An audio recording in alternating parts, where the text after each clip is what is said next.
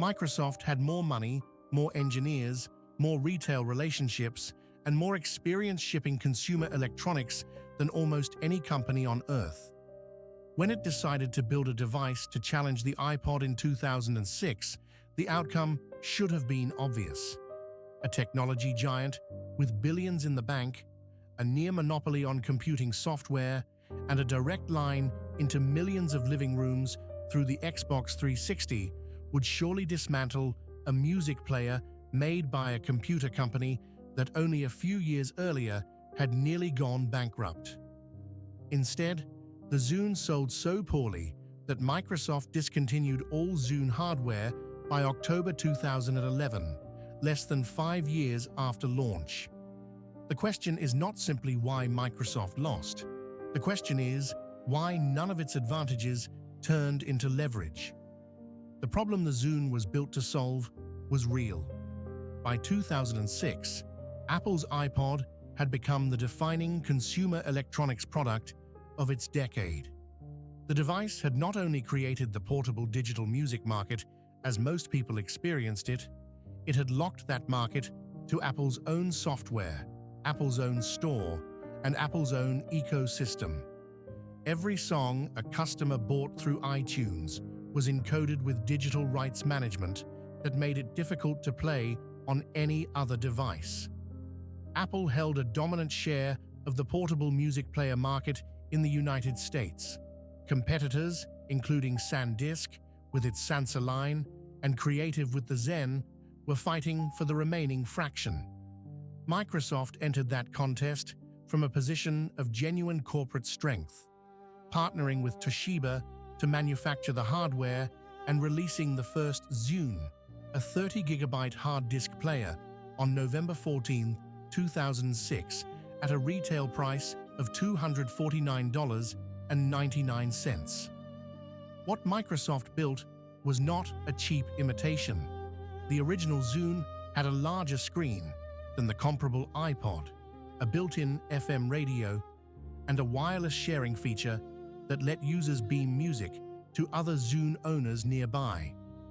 The device came with a distinctive circular controller and arrived in 3 colors: black, brown, and pearl white. The back of every unit carried the phrase "Hello from Seattle," a small human detail that suggested genuine creative intent. Microsoft also launched the Zune Marketplace on the same day as the hardware, giving customers a place to purchase music, and it built desktop synchronization software for Windows computers. The infrastructure was real. The ambition was serious. The Zune was not a rushed product. Over subsequent years, Microsoft expanded the lineup significantly. It released 3 hard disk models, ranging from 30 to 120 gigabytes, and 6 flash-based players. It added television shows and movies to the Zune Marketplace beginning in 2008 and 2009, integrating video content that had previously lived under the Xbox Live brand. The Zune software extended to Xbox 360, giving the ecosystem a foothold in the living room. Limited editions multiplied. A Halo 3 Zune, developed with Bungie. A red model sold exclusively through Target and Amazon. A Wisin and Yandel custom device sold at Walmart and preloaded with the Duos album. Microsoft was doing what large companies do well, iterating the hardware, expanding the content library, signing retail and promotional partnerships, reaching new audiences through licensed branding. By the logic of corporate resources alone, the flywheel should have been spinning. The peak of that effort, measured by presence, if not by market share, was probably 2008 and 2009, when the ecosystem was most complete. The Zune Marketplace offered music, TV, and film. The hardware line covered multiple price points. The software ran on Windows and synced to Xbox. Microsoft had introduced Zune Music Pass, a subscription service that let users stream and download a catalog of music for a monthly fee, a model that was arguably ahead of where the broader market was heading. And yet, by every available market share measurement in the United States, the Zune remained a distant third. It trailed not only the iPod, but also the SanDisk Sansa and the Creative Zen. For a product backed by one of the largest technology companies in the world, that position was a quiet catastrophe. The structural weakness was already present at launch, and it had nothing to do with the quality of the hardware. Apple's iPod was not simply a device. It was the center of an ecosystem that customers had been building for years. Every song purchased through iTunes, every playlist organized in that software, every habit formed around that interface represented a switching cost. Moving to a Zune meant leaving that accumulated investment behind. The wireless sharing feature, which might have seeded a rival social layer, was constrained by the small number of Zune owners in any given location. A feature designed for a network is only as valuable as the network that exists to use it. In 2006, the Zune network was nearly empty. Microsoft was attempting to grow a community from a standing start against a competitor whose community already numbered in the tens of millions. The decisions Microsoft made under those constraints compounded the structural problem rather than solving it. The company chose to launch at the same price point as the iPod, $249.99, without the ecosystem advantage that justified the iPod's premium. It later reduced that price to $199.99 in September 2007, but the positioning signal had already been sent. The Zune Marketplace, meanwhile, operated independently of Windows Media Player and the wider library of Plays for Sure certified devices that Microsoft had spent years building. Existing customers who had purchased music compatible with other Microsoft-certified players found that content would not simply transfer to a Zune. Microsoft had effectively fragmented its own ecosystem at the moment it most needed to consolidate it. Partners who had built Plays for Sure businesses discovered that Microsoft's answer to the iPod bypassed their products entirely. The unraveling was not dramatic.